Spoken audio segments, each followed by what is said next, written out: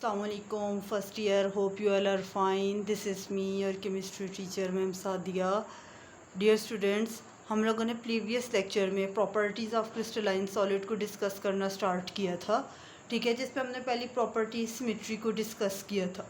ठीक है, हम लोगों ने इसमें सिमेट्री में हम लोगों ने देखा था कि सरफेस आपके पास क्रिस्टल में क्या क्या होती हैं, फेसेस होती हैं, एजेस होती हैं, इंटरफेशियल एंगल्स होते हैं. ठीक है, हमारे पास नेक्स्ट चीज़ आती है वर्टिसेस. ठीक है, वर्टिसेस आपके पास क्या होते हैं, वो पॉइंट्स होते हैं. ठीक है ना, जो रिप्रेजेंट करते हैं किसी भी क्रिस्टल के अंदर उन पोजीशंस को जहाँ पर आपके पास एटम्स मौजूद होते हैं, आइंस मौजूद होते हैं, या कोई भी मॉलिक्यूल मौजूद होता है. ठीक है, पोजीशन ऑफ एटम, आइन या जो मॉलिक्यूल होता है किसी भी क्रिस्टल के अंदर, जैसे इसके अंदर 1 2 3 हर कॉर्नर पे क्या मौजूद है, एटम, आइन या मॉलिक्यूल. तो इन कॉर्नर्स पॉइंट को जिधर आपके पास एटम, आइन या मॉलिक्यूल मौजूद है, इन्हें हम लोग क्या कहते हैं, वर्टिसेस बोलते हैं.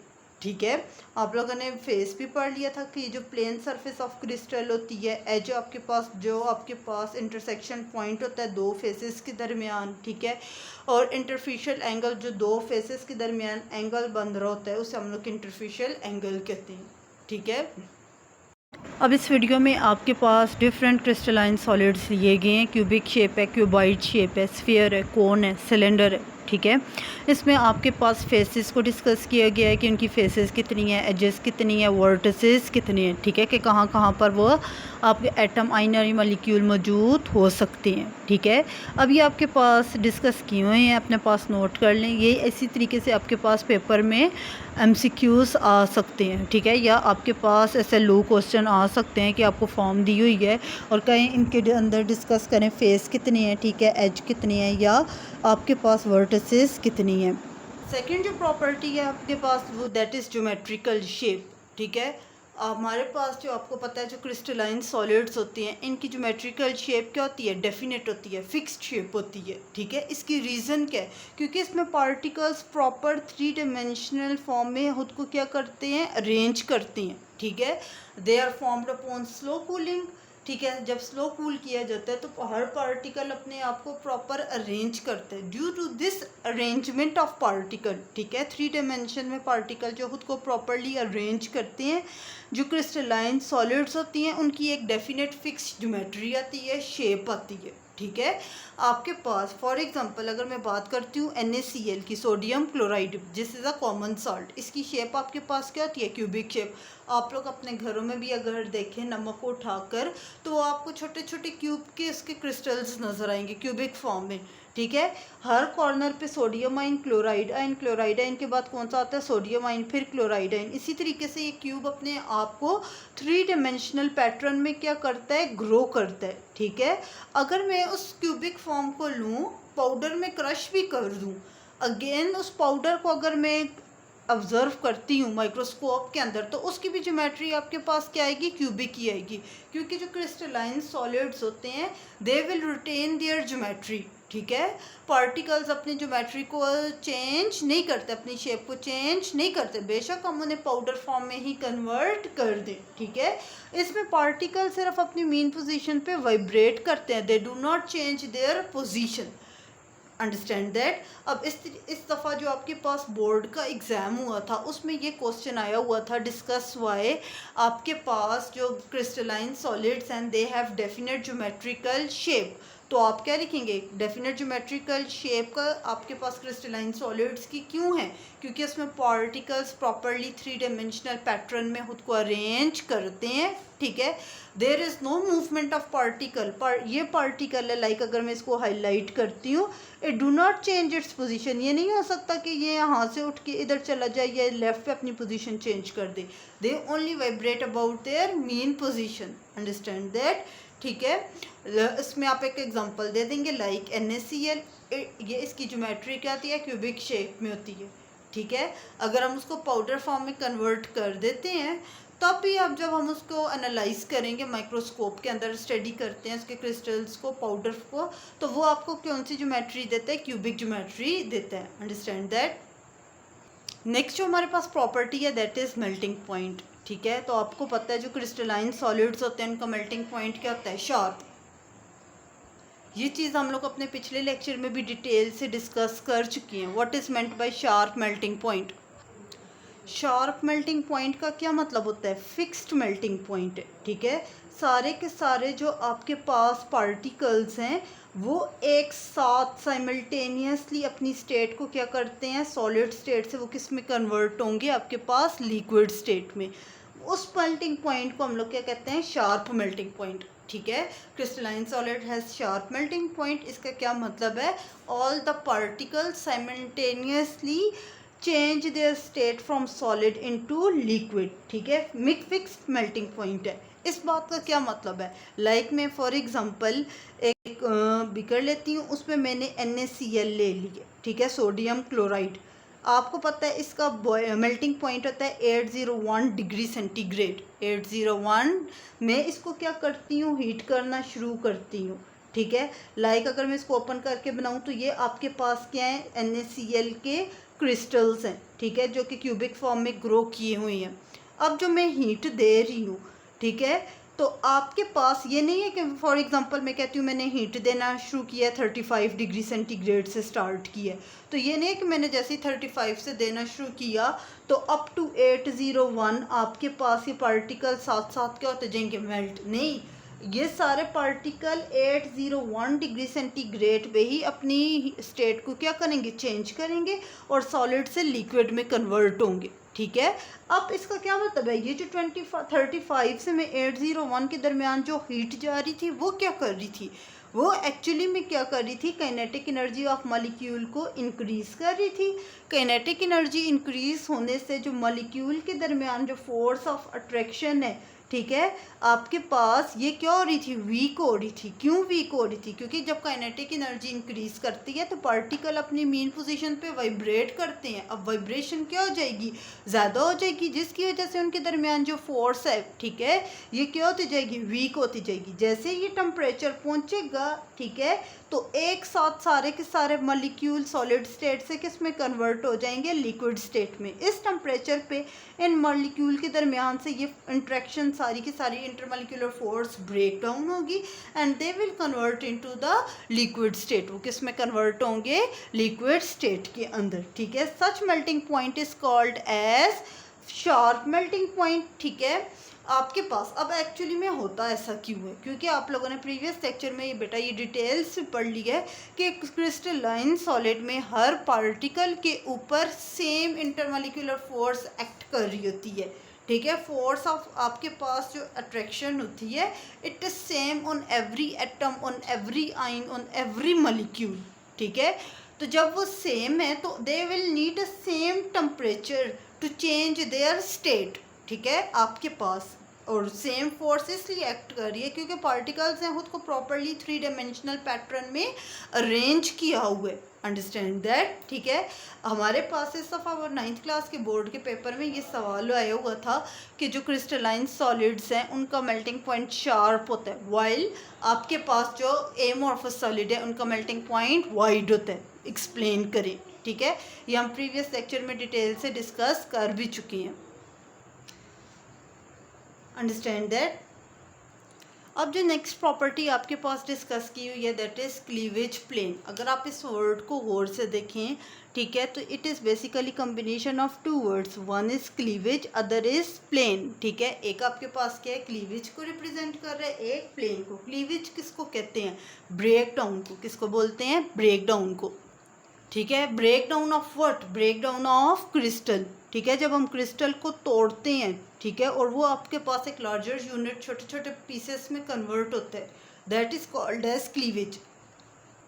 और प्लेन किसको कहते हैं, सरफेस को, ठीक है। यानी हम क्रिस्टल को जिधर से ब्रेक करेंगे, जिस पॉइंट से, ठीक है, that is called as cleavage plane. पहले आप किसको डिफाइन करोगे, क्लीवेज को। क्लीवेज क्या होता है, break down of a crystal into a smaller pieces, that is called as. Like आपके पास फॉर एग्जांपल मैं कहती हूँ ये एक लार्जर क्रिस्टल है, ठीक है। अब मैं इसके ऊपर क्या करती हूँ, प्रेशर अप्लाई करती हूँ, ये क्रिस्टल को क्या कर देगा, ब्रेक कर देगा। दो छोटे छोटे, इनकी अब शेप तो क्या है, एक दूसरे से मैच कर रही है, लेकिन इनके साइजेस क्या हैं, डिफरेंट है। जब मैंने इसके ऊपर फोर्स अप्लाई की तो ये एक डेफिनेट पॉइंट से ब्रेक डाउन हुआ ना, ठीक है। तो ये जो प्लेन है, ठीक है, आप जिधर से क्रिस्टल क्या हुआ, ब्रेक डाउन हुआ, ठीक है, into two pieces Jin they are exact in shape but they are smaller in size to that of original। that point, that plane आपके पास, उसको हम लोग क्या कहते हैं, क्लीवेज प्लेन कहते हैं, ठीक है।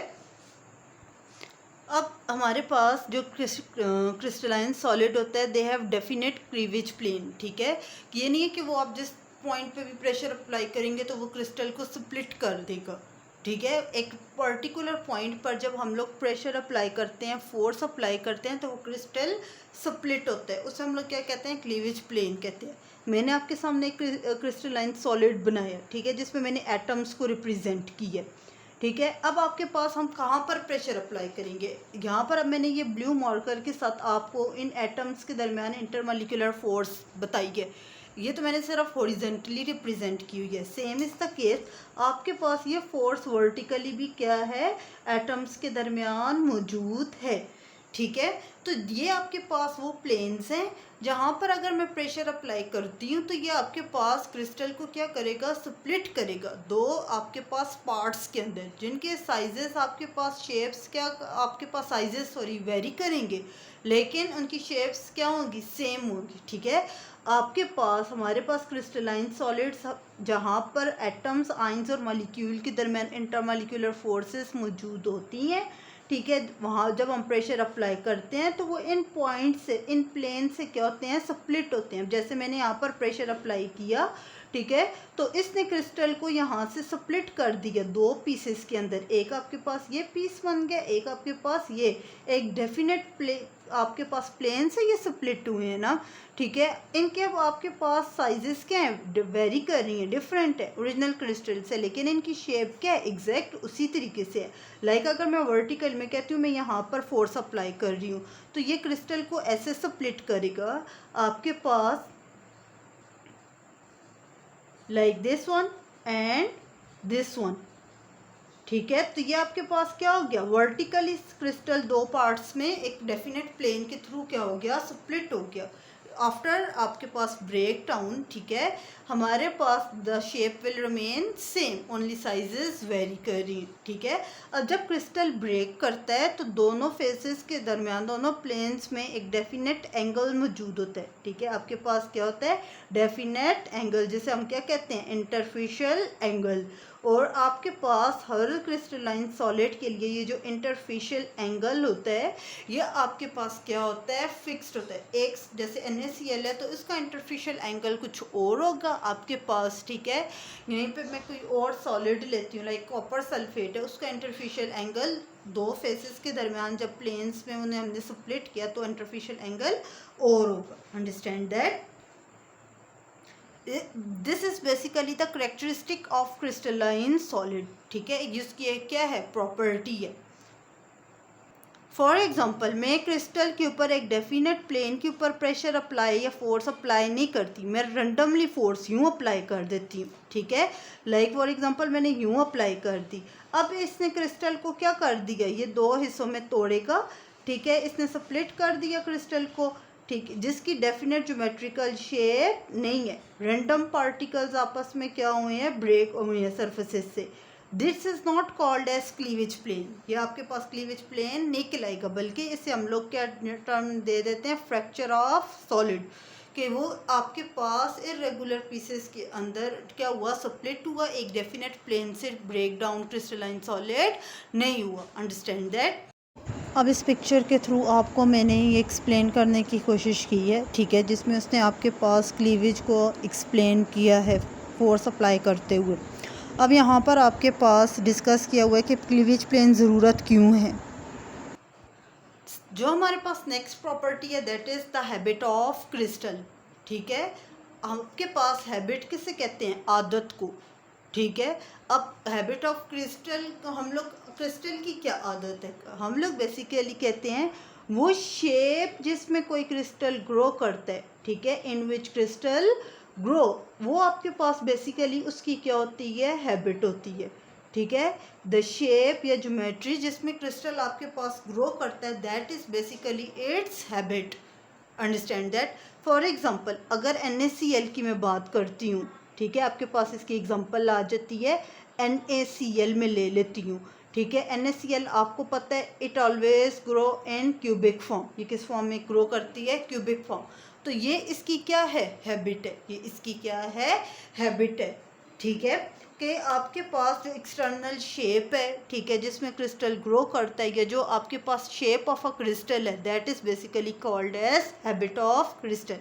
अब आपके पास सवाल ये अराइज होता है, ठीक है, कि आपके पास क्या हैबिट को हम चेंज कर सकते हैं या नहीं।